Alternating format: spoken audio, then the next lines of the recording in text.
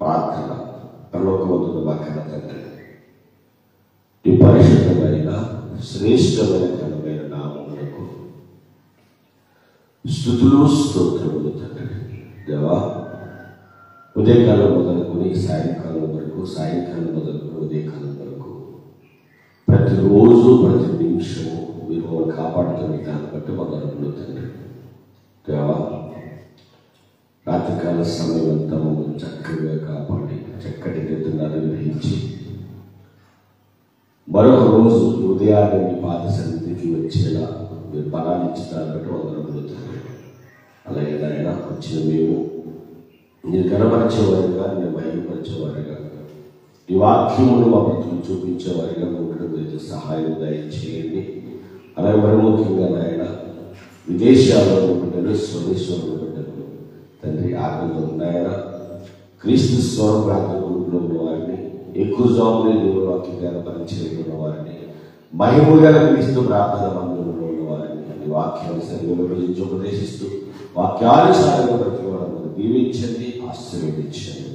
మరి ముఖ్యంగా ఆకలితో బాధపడుతున్న వారికి ఆహారమును, వస్త్రహీనతలో వస్త్రములను, బలహీన బలమును, అధైర్యమును ధైర్యమును, తండ్రి అనారోగ్యంలో వారికి ఆరోగ్యమును, పరమ శక్తిని మీద వారికి ప్రసాదించమని, మరి ముఖ్యంగా తండ్రి ఆయన వారికి మీరు తోడుగా ముందుకు నడిపించమని, అలాగే ఆయన ఎవరైతే సమస్యలు ఇబ్బందులతో బాధపడుతూ ఉన్నారో వారందరినీ జ్ఞాపకం చేసుకుని అందరికి ఆరోగ్యం ఇచ్చి బలం ఇచ్చి శక్తినిచ్చి మీరు ముందుకి నడిపించమని నాయన. ఎవరైతే యొక్క క్రిస్మస్ ఆరాధన ప్రతిరోజు నాయన ఏ మందిరాలు జరుగుతున్నాయో ప్రతి ఆరాధన కూడా ఈ నామ మహిమార్థమే జరుగుతున్నప్పుడు కూడా అదైతే మీరే సహాయం దయచేయమని ఇప్పుడు వాక్యం ధ్యానిస్తూ ఉండగా మీరు మాతో మాట్లాడి మాకు బలపరిచి స్థిరపరచమని మాకు కానీ యేసు క్రీస్తు వరకు రావాలన్న ఈ ప్రార్థన వేడుకొచ్చున్నాము తండ్రి.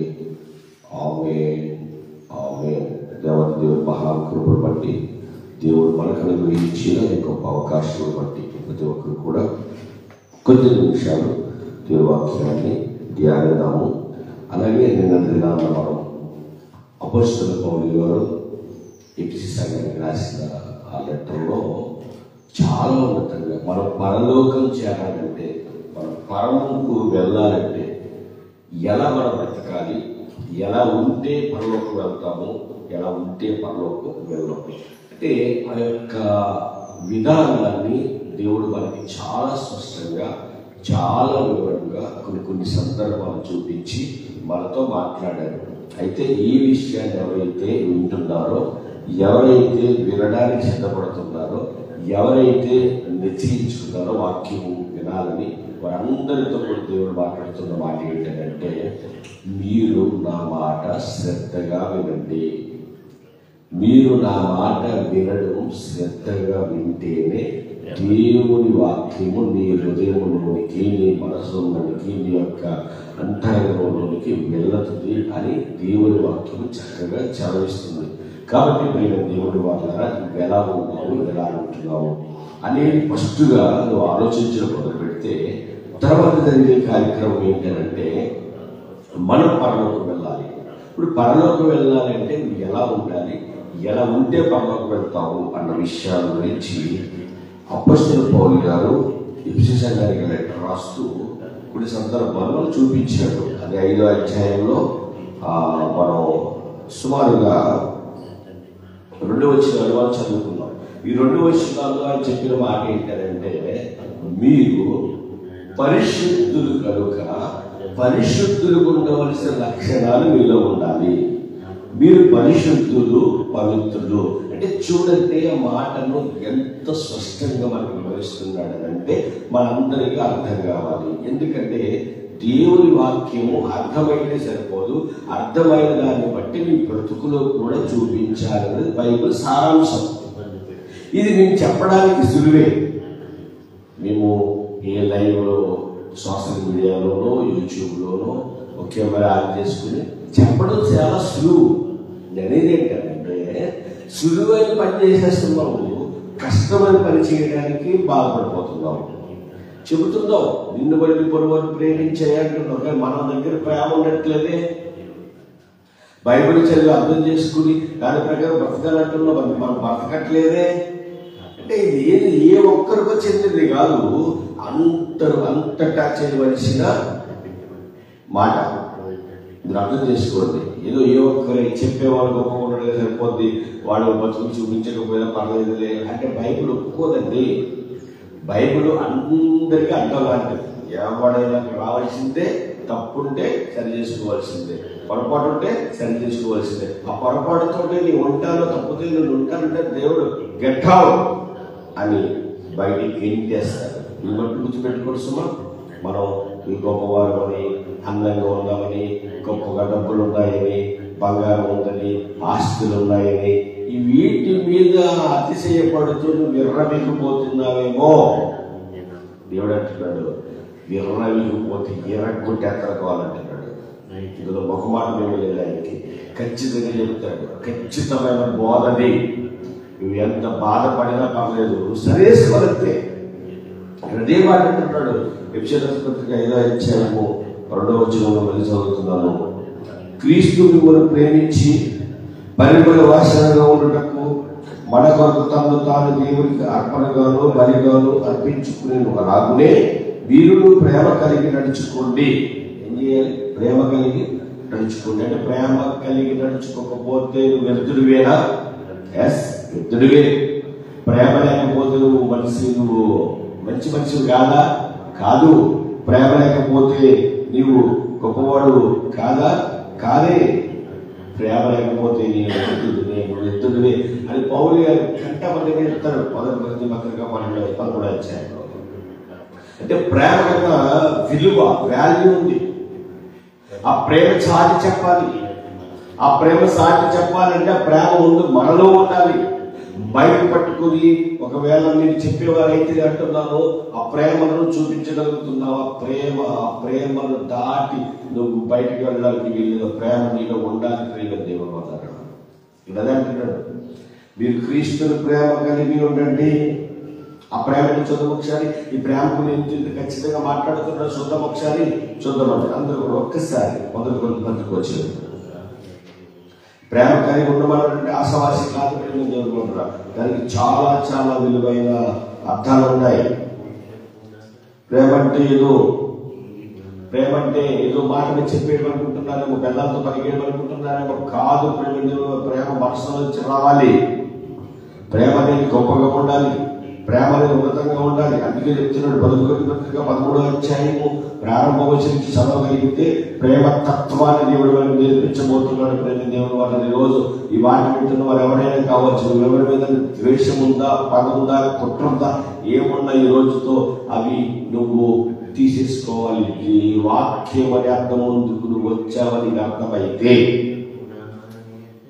వాక్యం ముందుకు నువ్వు వచ్చేవని విషయం అర్థమైతే, వాక్యం అర్థం ముందుకు వెళ్ళి నీవు ఎలాగైతే సరి చేసుకుంటావో వాక్యం దగ్గరికి వచ్చినప్పుడు కూడా నువ్వు సరి చేసుకోవాలి. సరి చేసుకుని అలా పోతానంటే మొహం మీద పేడన్నా అర్థం ముందుకు వెళ్ళి తెలుసుకోకుండా అలా వెళ్ళిపోతాను ఒప్పుకుంటావా? బస్సులతో ఒప్పుకుంటావా? వెంటనే తుడి చేసుకుంటావు కదా. తన చెరిగిపోతేనే తన పారెట్టు ముందుకు వేసుకుంటాం కదా. మొహం మీద చిన్న మంచం ఉంటేనే తడిగొట్టు కడిగేసుకుంటాం కదా. అంటే అర్థం ముందుకు వెళ్ళినప్పుడు నువ్వు మొక్కను బట్టి సరి చేసుకుంటావు.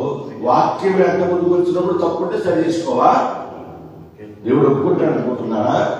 దేవుడు నాకు ఇష్టపడతాడు అనుకుంటున్నారా? ఏమంటే ఒకే ఒక మాట అంటే, దేవుడికి ఇష్టమయ్యేలా, దేవుడు మెచ్చుకునేలా, దేవుడు సంతోషపడేలా మన బ్రతుకుండాలి.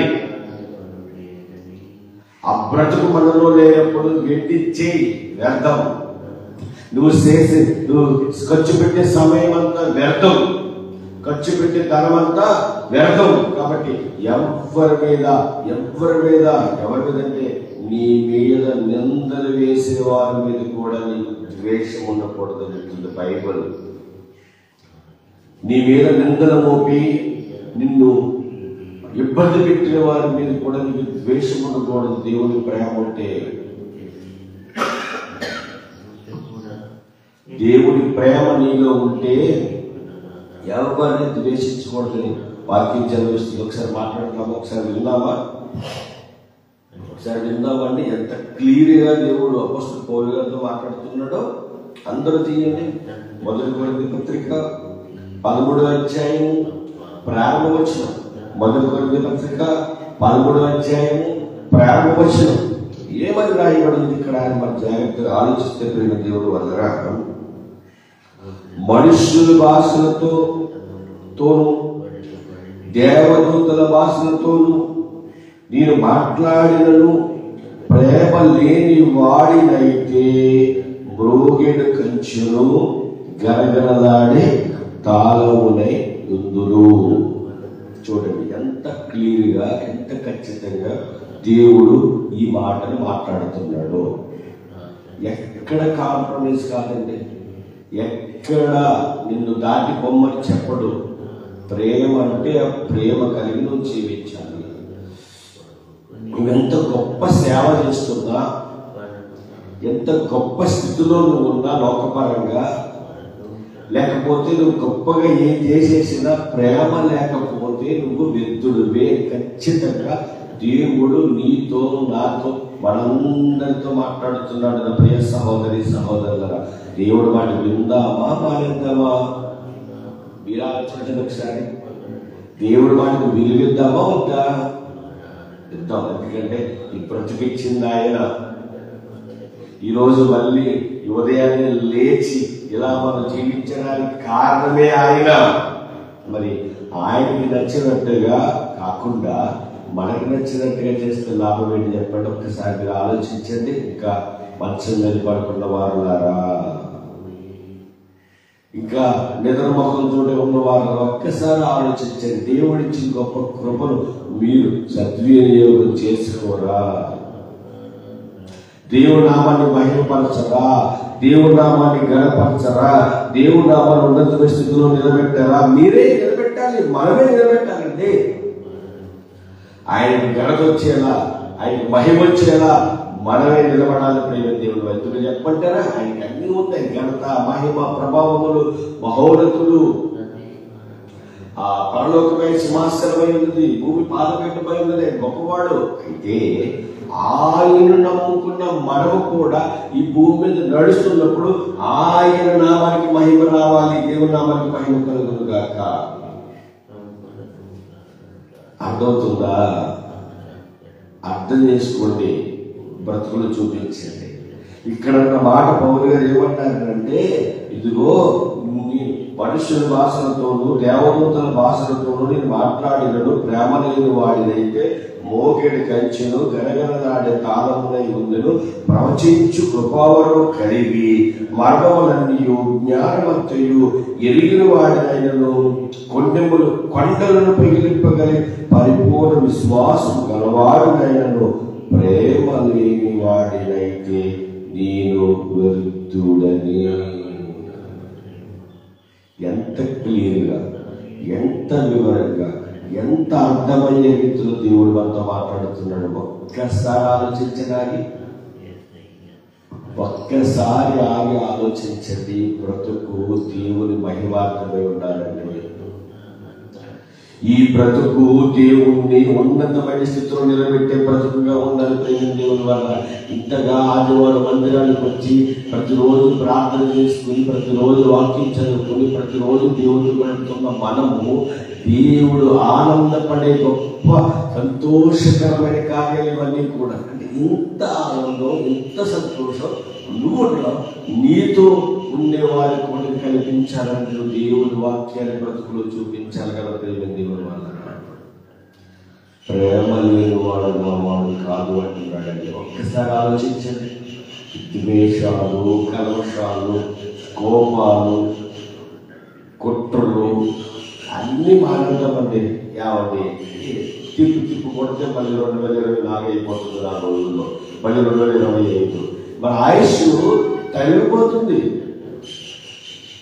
మన ముగింపు కాలానికి వస్తుందో, ఎప్పుడు ముగిస్తామో తెలియదు ఈ యొక్క శాస జీవితాన్ని. కానీ ఎందుకు ఈ కొద్ది రోజులు బ్రతికే ఈ బ్రతుకుకి అర్థం చేసుకోవాలి. ఒకసారి ఆలోచించండి ప్రియ సహోదరి సహోదరులారా. కాబట్టి అక్కడ ఏదైతే చెబుతున్నారో ప్రేమ కలిగి ఉండండి, క్రీస్తు ప్రేమ కలిగి ఉండండి అన్న మాట విషయపత్రికలో పౌలు గారు ఏదైతే మాట్లాడారో అసలు ప్రేమ గురించి తెలుసుకుందాం. అని మొదటి కొరింథీయులకు వస్తే ఇక్కడేమన్నాడంటే, ఎంత గొప్ప విశ్వాసికైనా, ఎంత గొప్ప దైవజనుడైనా, ఎంత గొప్పగా వాక్యాన్ని ధ్యానించినా, ఎంత గొప్పగా ప్రార్థన చేసినా, ఎంత గొప్పగా పాట పాడినా, ఎంత గొప్పగా నేను ఏం చేసేసినా ప్రేమ లేని వాడినైతే వ్యర్థుడిని. ఈ మాట మీరు అర్థం చేసుకోండి. మీలో ప్రేమ ఉందో లేదో గ్రహించుకోండి. ప్రేమ లేకపోతే ప్రేమించడం స్టార్ట్ చేయండి. ఆ ప్రేమ యథార్థమైన ప్రేమ, నీతి ప్రేమ, న్యాయం కలిగిన ప్రేమ, నిస్వార్థమైన ప్రేమ మనలో ఉండాలి. మరోసారి చెప్తున్నా, నిందలేసిన, అవమానపరిచిన, మనల్ని ఎన్నో మాటలన్నా, మన మీద ఏదో కుట్ర పడిన వారిని కూడా ప్రేమించేద్దాం, మనస్ఫూర్తిగా ప్రేమించేద్దాం. ఇది ఎవరికి ఇష్టం? దేవుడికి ఇష్టం. ఆ ప్రేమ కలిగి మీరును మన అందరము కూడా ఉండాలని మనస్ఫూర్తిగా కోరుకుంటూ మన నమ్మిస్తున్న దేవుడు మిమ్మల్ని కుటుంబాన్ని దీవించి ఆశీర్వదించుగాక. ఆమేన్. ప్రార్థన. పరలోకమందున్న మా కన్న తండ్రి, ఈ పరిశుద్ధమైన శ్రేష్టమైన ఘనమైన నామమున స్తుతులు స్తోత్రములు తండ్రి. ఇదిగోనైనా బిడ్డలు మేమందరం కలిసి వరకు వాక్యం ధ్యానించాలి. మీ మాట మాట్లాడాలి. ప్రేమ లేనివాడు నావాడు కాదు, ప్రేమ కలిగి జీవించండి. నిజంగా అట్టి ప్రేమ మేము కలిగి జీవించడానికి సహాయం దయచేవాళ్ళు. మన ఉదయకాల సమయం వాక్యం ధ్యానించే వాక్యం అందరికీ కూడా దయచేయమని, విన్న వాక్యం దృష్టి ప్రతి ఒక్కరికి దయచేయమని మా కుటుంబంలో రాని యేసుక్రీస్తు వరకు నాకు మీ ప్రార్థన నామాలని వేడుకొనిచున్నాము తండ్రి. ఆమేన్. ఆమేన్. తండ్రి బ్రాహ్మణి కుమారుడు యేసుక్రీస్తు వారి కృపై పరిశుద్ధాత్మ నన్ను సావాసం ఎప్పుడైనా సదాకాలం తోడే నడిపించుగాక. ఆమేన్. ఆమేన్. అందరికీ వందనాలు. రేపు కాల సమయంలో కలుసుకుందాము. అలాగే రాత్రి జరగబోయే ప్రార్థన కొరకు కూడా ప్రార్థించేది. దేవుడు మిమ్మల్ని కుటుంబాన్ని దీవించి ఆశీర్వదించుగాక.